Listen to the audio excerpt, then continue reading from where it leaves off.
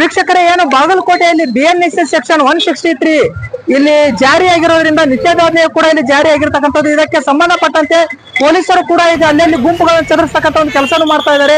ಅದ್ರ ಜೊತೆಗೆ ಬಾಗಲಕೋಟೆಗೆ ಏನು ಬಸವನಗೌಡ ಯತ್ನಾಳ್ ಅವರು ಕೂಡ ಆಗಮಿಸ್ತಾ ಇರ್ತಕ್ಕಂಥದ್ದು. ಅವ್ರು ನೋಡ್ಲಿಕ್ಕೆ ನೂರಾರು ಅಭಿಮಾನಿಗಳು ಇಲ್ಲಿ ರಸ್ತೆಯಲ್ಲಿ ಸೇರಿರ್ತಕ್ಕಂಥದ್ದು. ಸ್ವತಃ IGP ಅವರು ಆಗಿರ್ತಕ್ಕಂಥ ಚೇತನ್ ಸಿಂಗ್ ರಾಠೋಡ್ ಅವರು ಕೂಡ ಬಂದ್ಬಿಟ್ಟು ಏನ್ ಮಾಡ್ತಾ ಇದಾರಪ್ಪ ಅಂದ್ರೆ ಇಲ್ಲಿ ಜನರ ಗುಂಪನ್ನು ಚದುರಿಸ್ತಕ್ಕಂಥ ಕೆಲಸ ಮಾಡ್ತಾ ಇದ್ದಾರೆ. ಅದ್ರ ಜೊತೆಗೆ ನೀವು ಎಲ್ಲ ನೋಡಬಹುದು, ಇಲ್ಲಿ ಪೊಲೀಸರು ಯಾವ ರೀತಿಯಾಗಿ ಕಾರ್ಯನಿರತರಾಗಿರ್ತಕ್ಕಂಥದ್ದು, ಕಾರ್ಯಮಗ್ನರಾಗಿರ್ತಕ್ಕಂಥದ್ದು. ಸುಮಾರು ಇಲ್ಲಿ 200ಕ್ಕೂ ಹೆಚ್ಚು ಪೊಲೀಸರು ಸೇರಿರ್ತಕ್ಕಂಥದ್ದು, ತಮ್ಮದೇ ಆಗಿರ್ತಕ್ಕಂಥ ನಿಟ್ಟಿನಲ್ಲಿ ಕಾರ್ಯನಿರತರಾಗಿರ್ತಕ್ಕಂಥ ನಾವು ಇಲ್ಲಿ ಕಾಣ್ತಾ ಇದೀವಿ. ಜನರ ಗುಂಪನ್ನು ಕೂಡ ಅದೇ ರೀತಿಯಾಗಿ ನಿಷೇಧಾಜ್ಞೆ ಜಾರಿ ಇರುವ ಹಿನ್ನೆಲೆಯಲ್ಲಿ ಎಲ್ಲ ಗುಂಪುಗಳನ್ನು ಚದುರಿಸ್ತಕ್ಕಂಥ ಒಂದು ಕೆಲಸವನ್ನ ಇಲ್ಲಿನ ಪೊಲೀಸರು ಕೂಡ ಮಾಡ್ತಾ ಇರ್ತಕ್ಕಂಥದ್ದು. ಸ್ವತಃ ಚೇತನ್ ಸಿಂಗ್ ರಾಠೋಡ್ ಅವರು ಕೂಡ ಬಂದ್ ಕೇಳ್ತಾ ಏನಪ್ಪಾ ಅಂದ್ರೆ ಇಲ್ಲಿ ಜನರ ಗುಂಪನ್ನು ಚದುರಿಸ್ತಕ್ಕಂಥ ಕೆಲಸ ಮಾಡಿದ್ದಾರೆ. ಈಗ ಇನ್ನೂ ಬಸವನಗೌಡ ಯತ್ನಾಳ್ ಅವರು ಬರ್ತಾರೆ ಅಂತಕ್ಕಂಥ ಒಂದು ಕುತೂಹಲದಿಂದ ಜನರು ಕಾಯ್ತಾ ಇರ್ತಕ್ಕಂಥ ನಾವು ಇಲ್ಲಿ ಕಾಣ್ತಾ ಇದೀವಿ.